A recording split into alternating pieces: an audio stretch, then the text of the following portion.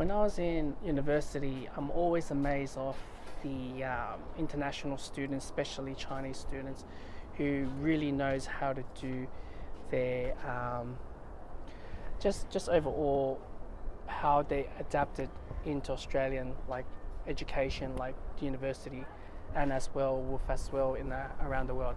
So I'm a bit nervous because this guy is staring at me.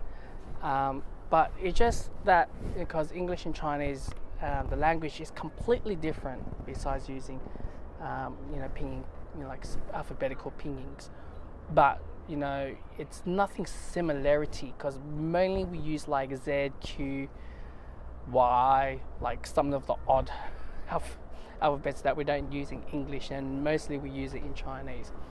And really shocked me when I didn't went to university, and I only went to TAFE. I remember 2015 I went to my friend's graduation in Melbourne University, and the amount of students who got their degree paper are usually in the international students, and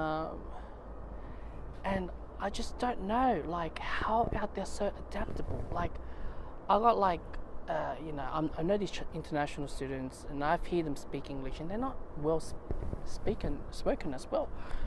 But the other day I made a video about Nav, and Nav, I put a picture on his face here. Nav, he came to Australia, and he doesn't know how to speak. He doesn't have much life skills. Knows how to cook or something like that. But out of a sudden, he knows how to do. He knows how to write. And he finished as a master accountant. But all I can say, I just really admire international students, and therefore I wanted to make a video trying to navigate through. Maybe there is something missing within the students. I think the Western way of studying, completely within the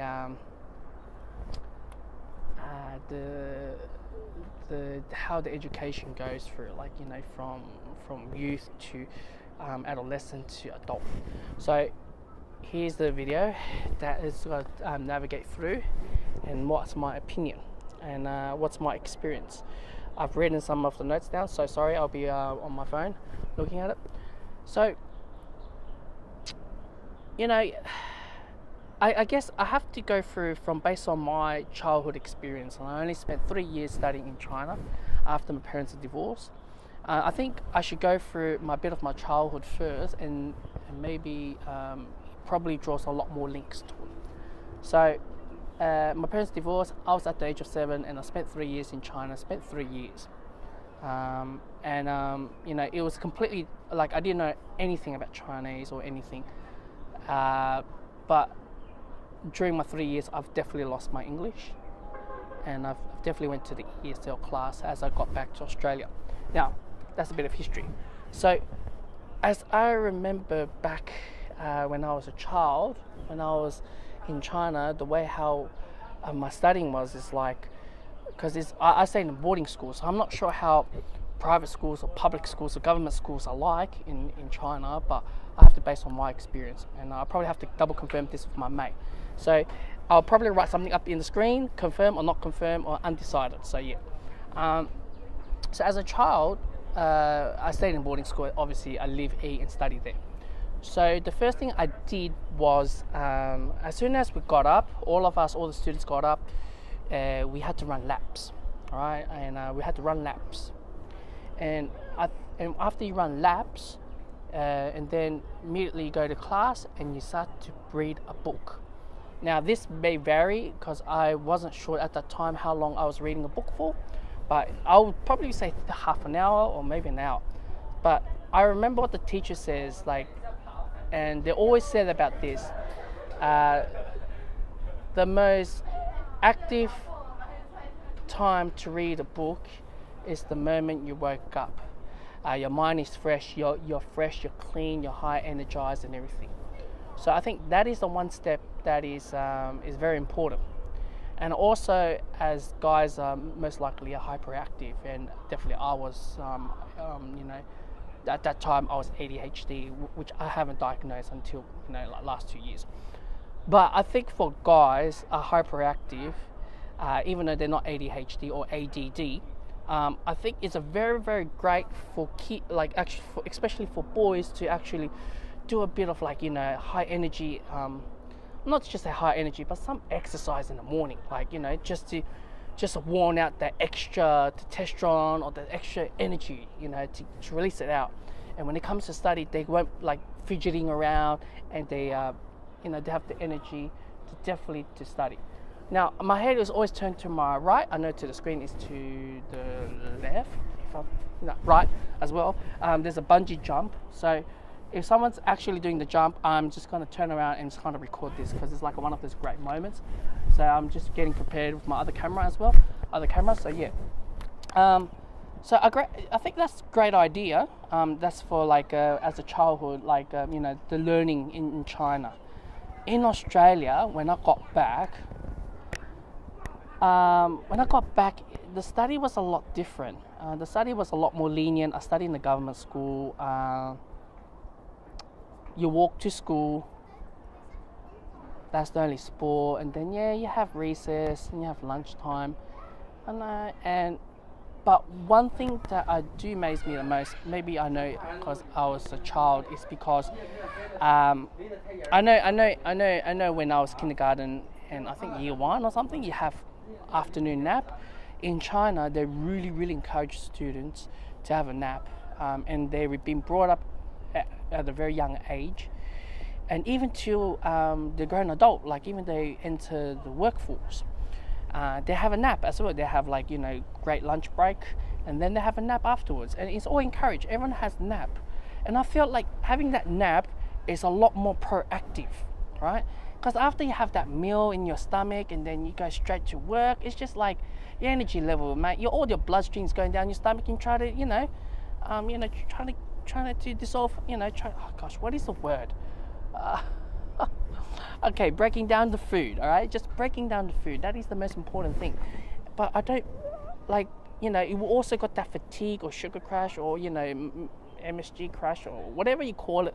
I think it's a great idea to have a nap straight afterwards, and that's what I really admire about the students. And the students here are like that as well. Now, I won't touch on the primary school. Now I have to head to the university.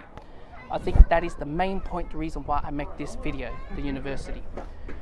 Before I get into that, the main reason why I make this video, in particular in the place, is because my boarding school is literally down the road from here. I'm not sure whereabouts it is, but it's around here. I remember when I was a kid, Bat Yun San, and my school is around here. So it's really, I think I'm going to grasp about my roots, the study and everything. But I really do admire like international students.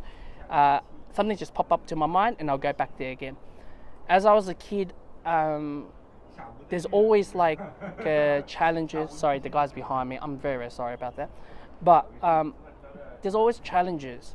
What we do in primary schools, there's always challenges.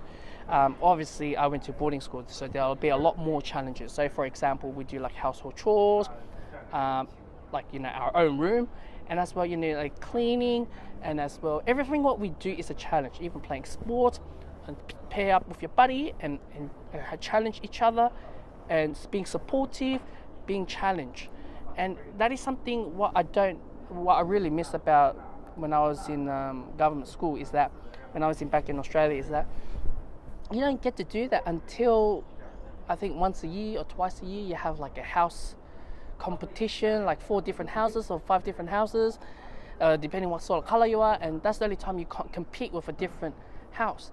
But that's more of like a macro level. It's not like a micro level.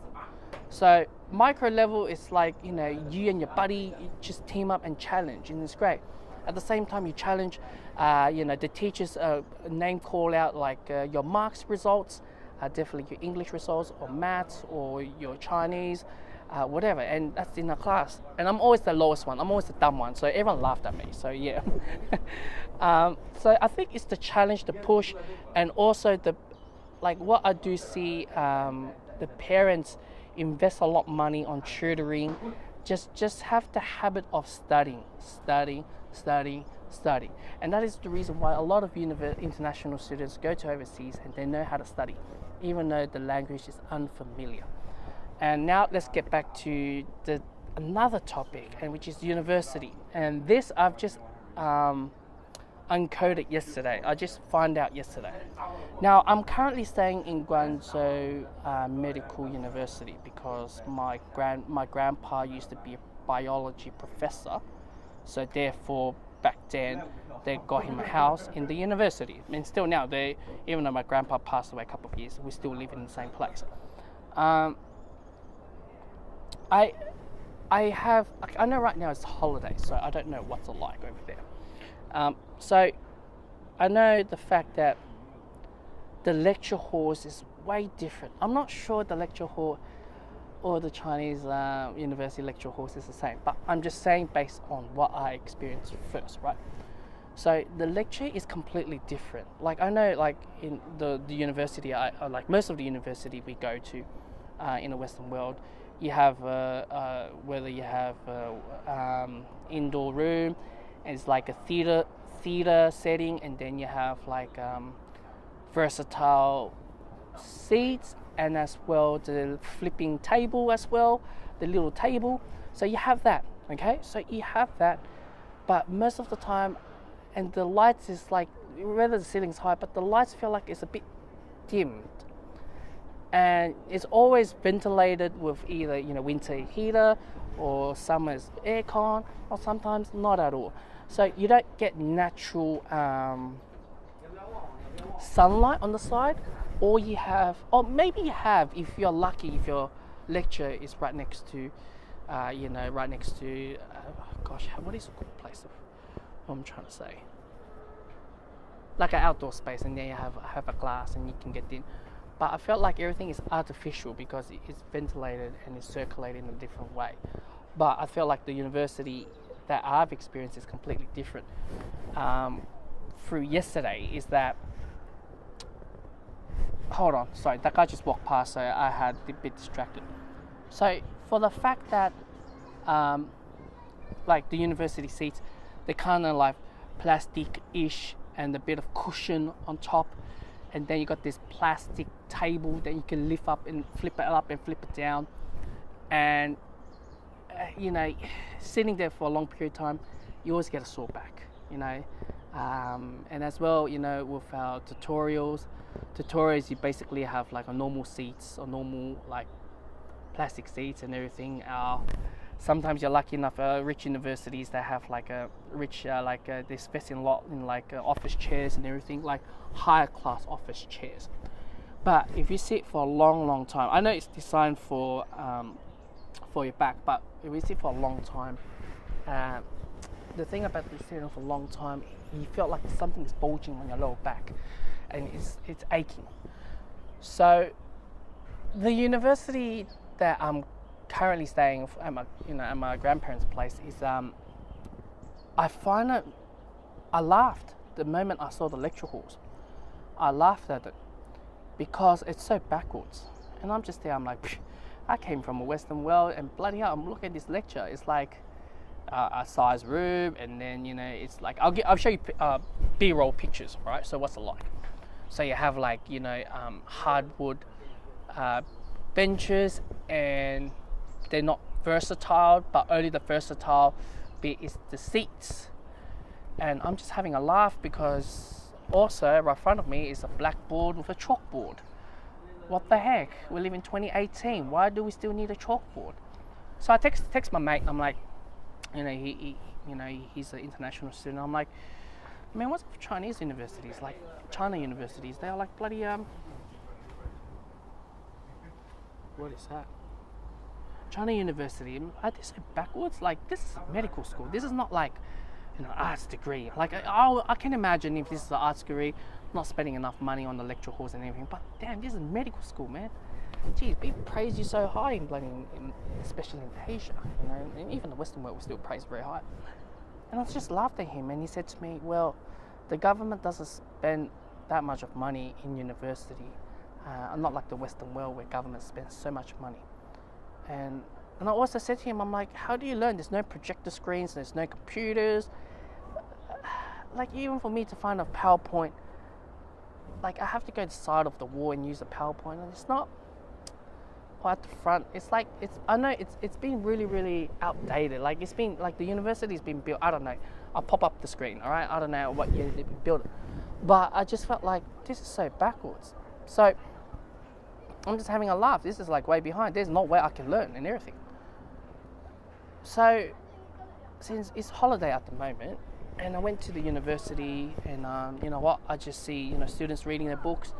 I thought these kids were popping their phones up, probably have like something similar, equivalent Snapchat version or Instagram's version, and I just sit there.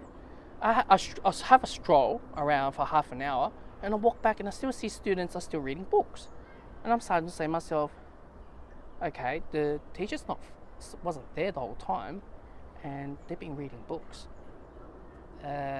What is going on? Is this a library or something? But I looked up. It's a lecture hall, and I'm just having a laugh, and I'm just sending my mate all this message. But anyway, I know it's enough of this story. So what I'm trying to say is that I finally brought my own book. I brought only one book, and I went there and I read. The first thing I've noticed when I start reading a book is the atmosphere, the layout. It drives you to read the book. It drives you to have concentration, even though there's no comfort. There's open windows on the side, surrounded off the. Oh gosh, I've got a lot of kids around. Oh gosh, so a lot of surrounding windows. It's open, even though right now it's winter. You have the fresh, natural air and everything. But also, I felt like the lights is not dim. It's right. The walls is white. Like, I know it's timber. I think the reflection, it feels like an atmosphere to study, because I think the Western ones, even I sneak in with my mates' RMIT lectures, for me, I can't even study. The heat is blasting too high. I can hear the ventilation. It's not natural breathing. Like, it's not a natural thing. It's a very Western style. But at the same time, I'll get back to the reading book. So, when you have your the lectures, when you have your little table, right? It's usually around your stomach level when you sat down. No, maybe it's a bit up, but it's like a very small. It's like this small, right? And you go up there and you start writing, or maybe go on your laptop. The one that I went, the table was a bit higher. I think it was like, I don't know, because I'm a bit big. I'm 1.72 meters. It was like underneath my chest, so it's a bit higher. And the good thing about it is that when I open my book, I'm like this. So this eye level, the distance level is pretty great. The light is really great. Like, it's not dim. On the side, there's fresh air and natural lights coming in, and they open the windows as well. And it felt I can really read, like, without any distractions. At the same time, thanks for the students. The students, they don't talk, they don't go bloody on their phone or doing everything. Everyone just focus. And it's the first time in my life, and I'm like, before, if I need to read a book, I had to fiddle something around. I need to watch some couple of YouTube videos, get my mind a bit bored. Then I start reading a book. But man, I've noticed a huge difference, and I can read for like 1 hour in this lecture hall. I'll show you this video clip of how the seating. So when you flip it down, the seats, right? For the lecture halls that you go in the Western world, you flip it down, you put your bum down. You can't move around, you can't shift around, because the seat will always remain the same. But the one that I've sat on, man, I can lean forward, I can lean back, the seat just moves it with me. Oh man, I loved it. I literally can play my spine around. And even though I sat for 1 hour, I didn't feel any soreness. Like, even though it's winter, I felt like, wow, this is great. This is a lot better than what we have. This is way better than they spend like, I don't know, $500-700 office chairs in a bloody library or tutorials. Oh man, this is a lot better. Feels a lot more natural. It feels, it's made for the spine. It's made for long sitting.